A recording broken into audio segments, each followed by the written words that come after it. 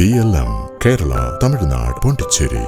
പ്രിയദർശിനി പദ്ധതിക്ക് പിന്നാലെ സംസ്ഥാനത്തെ സ്ത്രീകൾക്ക് സുരക്ഷിതമായ രാത്രികാല യാത്ര ഉറപ്പാക്കാൻ KSRTCയുടെ പിങ്ക് ബസ് സർവീസുകൾ ആരംഭിക്കുകയാണ്. UDF സർക്കാരിന്റെ 100 ദിന കർമ്മ പരിപാടിയുടെ ഭാഗമായി നടപ്പാക്കുന്ന പദ്ധതിയുടെ ഉദ്ഘാടനം തിരുവനന്തപുരം സെൻട്രൽ ഡിപ്പോയിൽ ഗതാഗത മന്ത്രി CP ജോണാണ് നിർവഹിച്ചത്.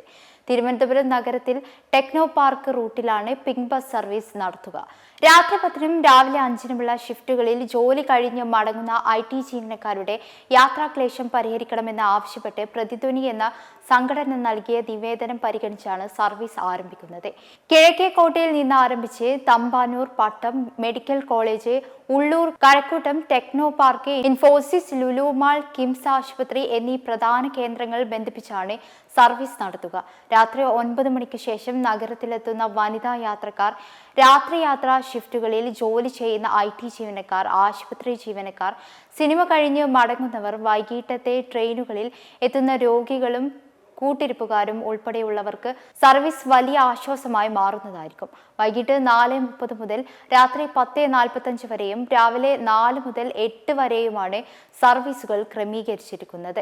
രാത്രി 9:05-ന് ടെക്നോ പാർക്കിലേക്കും രാത്രി 10-ന് ടെക്നോ പാർക്കിൽ നിന്ന് തിരിച്ചുമുള്ള സർവീസുകളും ഇതിൽ ഉൾപ്പെടുത്തുന്നതാണ്. നിലവിൽ തിരുവനന്തപുരം, എറണാകുളം ഡിപ്പോകളിൽ നിന്നുള്ള ഏറ്റവും പുതിയ ലിങ്ക് ഫാസ്റ്റ് പാസഞ്ചർ ബസ്സുകളാണ് പിങ്ക് സർവീസിനായി അനുവദിച്ചിട്ടുള്ളത്.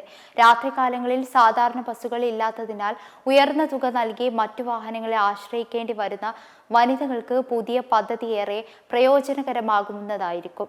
എന്നാൽ പ്രിയദർശിനി പദ്ധതി പോലെ സ്ത്രീകൾക്ക് സൗജന്യ യാത്രയല്ല പിങ്ക് ബസ് നൽകുന്നത്. നിലവിൽ പ്രിയദർശിനി പദ്ധതിയിലൂടെ 60 കോടി രൂപ നഷ്ടമുണ്ടായെന്നാണ് ഗതാഗത മന്ത്രി CP ജോൺ അറിയിച്ചിരിക്കുന്നത്. സർവീസുകളുടെ കൃത്യത ഉറപ്പാക്കാനും വരുമാനം വർദ്ധിപ്പിക്കാനുമായി ഭാവിയിൽ ഓൺലൈൻ റിസർവേഷൻ സൗകര്യവും ഇലക്ട്രിക് ബസ്സുകളും പദ്ധതിയുടെ ഭാഗമാക്കാൻ KSRTC ആലോചിക്കുന്നുണ്ടെന്ന് മന്ത്രി CP ജോൺ വ്യക്തമാക്കി. മെമ്പർമാരുടെ നിക്ഷേപങ്ങൾക്ക് ഉയർന്ന ലാഭവിഹിതം നൽകുന്ന കേന്ദ്ര സർക്കാർ സഹകരണ registered society Bharat Lajna multi state housing cooperative society limited.